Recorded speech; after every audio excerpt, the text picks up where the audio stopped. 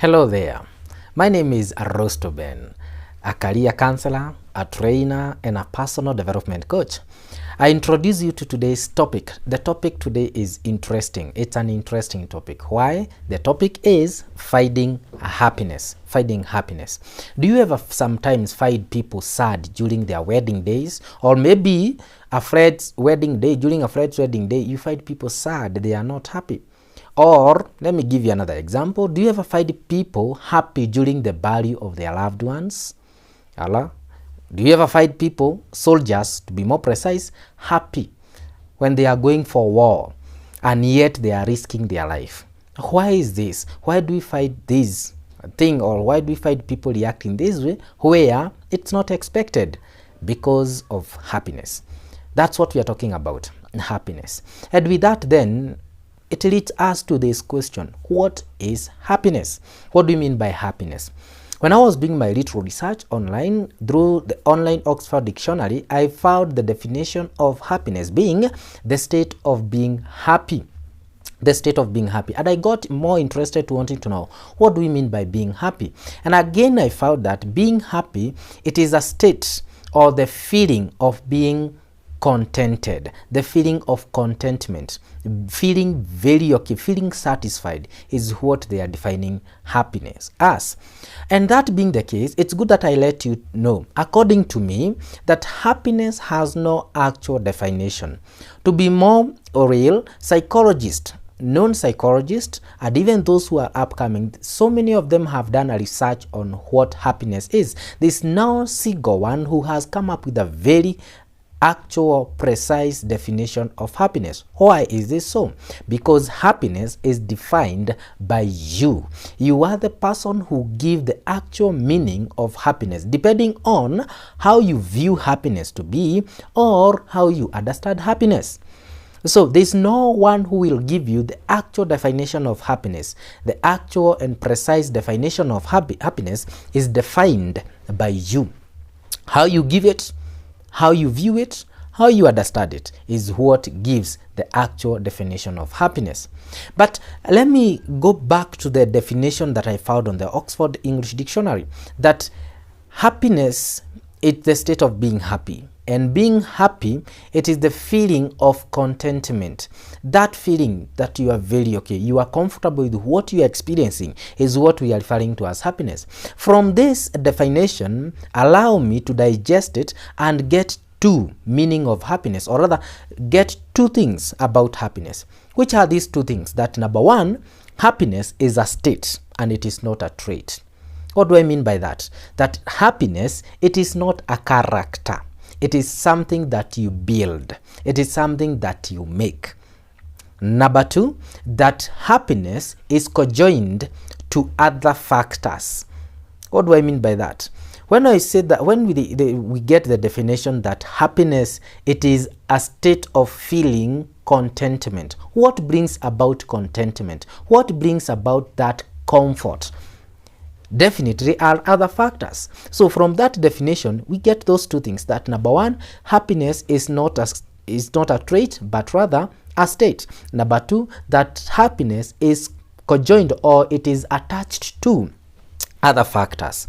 I hope you're with me. But that notwithstanding, remember this, that happiness, we are the people who determine it. You are the person. If I want to be happy, I am the one to determine. And this now leads me to another point, that happiness, it's a choice. Happiness is a choice. You are the person who chooses whether to be or not. You are the person who chooses whether to be sad or not. You are the person who chooses whether to express the anger or not. Because happiness is a choice. That's why we find people celebrating where it's least expected. That's why you find soldiers celebrating when they are going for war and yet they are risking their lives. That's why you find people sad during their wedding days. That's why you find people celebrating during the burial of their loved ones, because it is a choice. You choose to be happy when you want to be. And that's tells you that then, if that is the case, that no one will ever build your happiness. You are the person, you are the determinant of your happiness. If you want to be happy, it's all upon you. If I want to be happy, it's all upon me. My girlfriend cannot make me happy. My mother cannot make me happy. My dad, my relative, my friends, my all other people that I relate with may not make me happy. I choose to be happy. I am the person who decides, who makes the decision to be happy. Having understood that, having talked about that, allow me to share with you 3 considerations, and I call them 3 basic factors to be considered if you want to be happy. These 3 factors, they are my choices. I'm just helping out. To me, I feel that if you consider these 3 factors, then there is a very high likelihood of being happy at the end of it. You can add to the list or you can deduct from the list. But allow me to share with you which are my 3 basic factors. Which are my 3 basic factors? Factor number 1, accept who you are, the way you are, where you are. Can I repeat that again? Accept who you are, the way you are, where you are. This is one of the greatest writers who said that to fall in love with yourself is the first key to happiness. To fall in love with yourself is the first key to happiness. Can I tell you something that maybe you know, but it's not bad if I repeat this to you? That there's no one who will ever appreciate who you are if yourself you don't appreciate who you are. Today I'm a trainer. If I don't appreciate the fact that I'm a trainer, even you who is listening to me, you may never appreciate that fact that I'm a trainer. If I don't appreciate the fact that I'm a career counselor, even you listening to me today, you may never appreciate that fact. That's why I say accept who you are. Let me tell you this, that in this life, we shall never be equal. In this life, we shall never be at par with everyone. At any single time, at any point of living, you will find people who are ahead of you and others who are behind you. And this is what makes people say that when you are driving, the person riding a bicycle or the person who is cycling is aspiring to drive. When you are driving, I'm sure you aspire to fly, to have your own personal jet, maybe, or to even drive a bigger machine than the one that you are driving. Why? Why is this so? Because we shall never be equal. You see people driving better vehicles than the one that you are driving. That's why you feel that you need to drive such a vehicle. When you are feeling such, there's somebody who is walking by the roadside who says, I don't care the type of a vehicle it is, so long as it's a vehicle, I would like to have it. Why is this so? Because we shall never be equal. That's one. Again, accept what you have at that specific time. Accept the way you are. If you don't have all that money to take you maybe to big hotels, maybe to take you out for vacation, maybe to take you out to some better places, then accept. There are people, yes, having the money to take them to those places, but you don't have the money. So just accept the way you are. Accept where you are. For me, I live in Kenya. I appreciate the fact that I live in Kenya. People say that Kenya is a third world country. There is a first world country, there is a second world country. I don't care. I appreciate the fact that I live in this country. I am in a third world country. That's where God brought me. That's what God blessed me with. I accept that fact. When you learn to appreciate who you are, the way you are, and where you are, then definitely you will find yourself in general accepting yourself. Not until you accept yourself that you will be able to appreciate the fact that you are good, you are full. By yourself, you are a full package. Remember this, that if you don't appreciate yourself, then no one will. Appreciate yourself first, then others will appreciate you. That leads me to my second point. So my first point was accept who you are, the way you are, where you are. My second point on finding happiness. How do I find happiness? You find happiness by forgiving yourself. Forgive yourself. There is an old saying that goes like, man is to error as forgiveness is divine. Man is to error as forgiveness is divine. Thinking into that statement, what does it tell you? It tells me, and it tells you, that we are prone to making mistakes. We are prone to making mistakes. I am a Christian. Allow me to explain this from a spiritual perspective. When Jesus sent his son, when God sent his son Jesus on earth to come and liberate us from sin, there is one of the great things that he taught us was the prayer. You know, that the Lord's Prayer, that prayer that we were taught by Jesus. And in the course of that prayer, there is where it says, or there is where there is a statement that reads, forgive us our sins.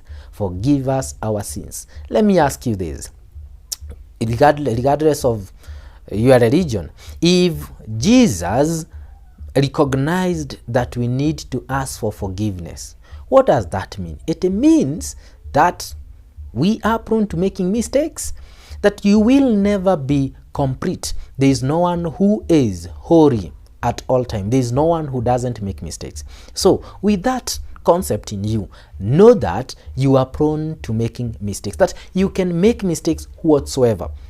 And once you make mistake, don't die with those mistakes. In other words, what do I mean? That don't feel the guilt too much. Don't hold on to the mistakes that you have done.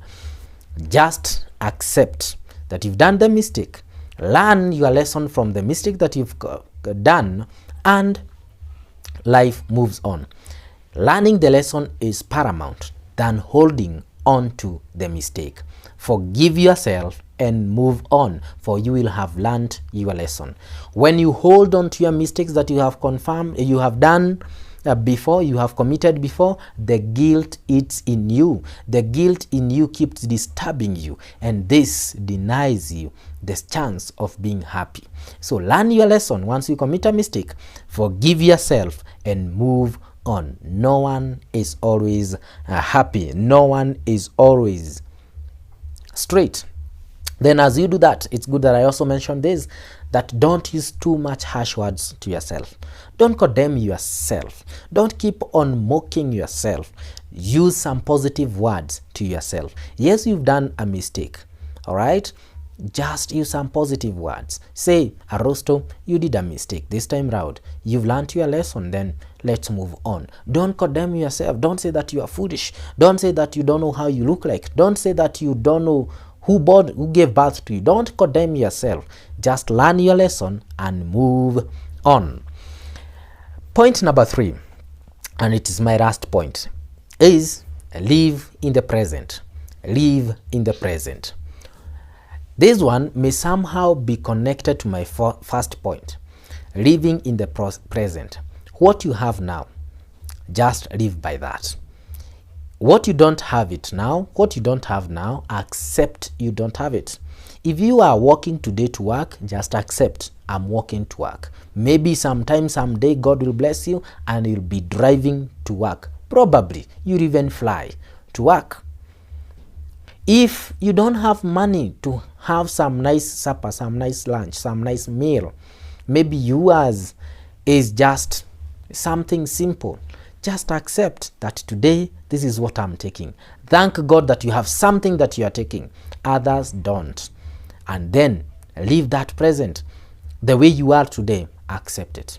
And you might ask me this question through the comment section. You might ask, now that you've told us to live yourself, does it to live the present, does that mean that even when you are sick, you celebrate? And you know what? Yes. Yes.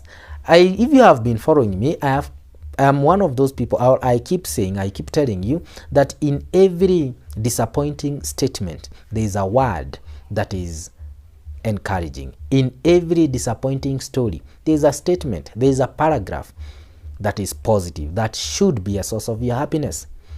When you find yourself sick, maybe probably not even leaving your bed, appreciate the fact that you are alive.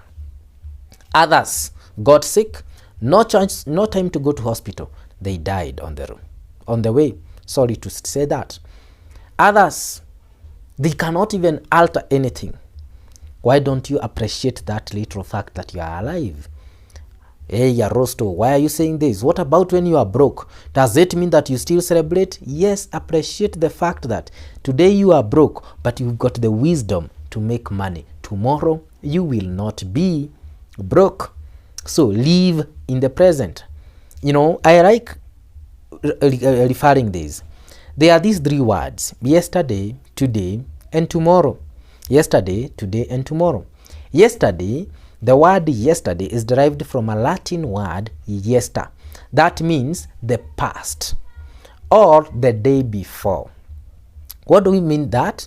That yesterday is the day before. It is in the past. So keep it to the past. Forget it.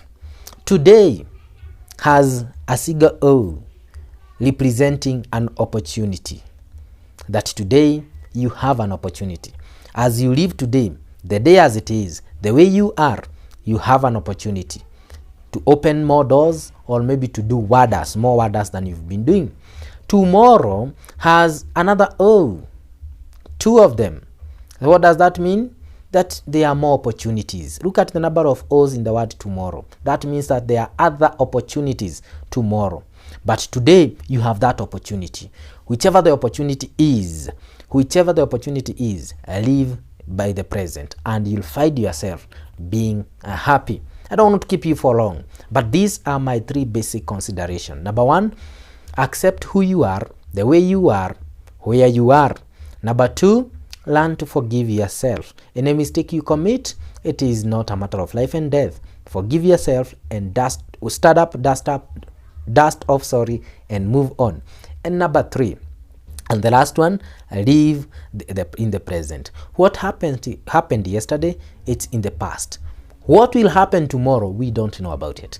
Let's live today as it is. If you consider these three things, then I'm sure that you'll always find happiness from within.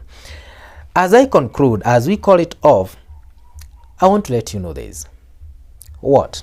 That happiness, it's only found from within. It will never be found without. What do I mean by that? There is no external factor that will characterize your happiness. If within you don't see the happiness, you don't get the source of happiness. I say this knowing very well that there are people who attach happiness to other factors such as money. There are other people who attach happiness to factors like love. There are other people who attach happiness to things like education, goals achievement, and so on and so forth.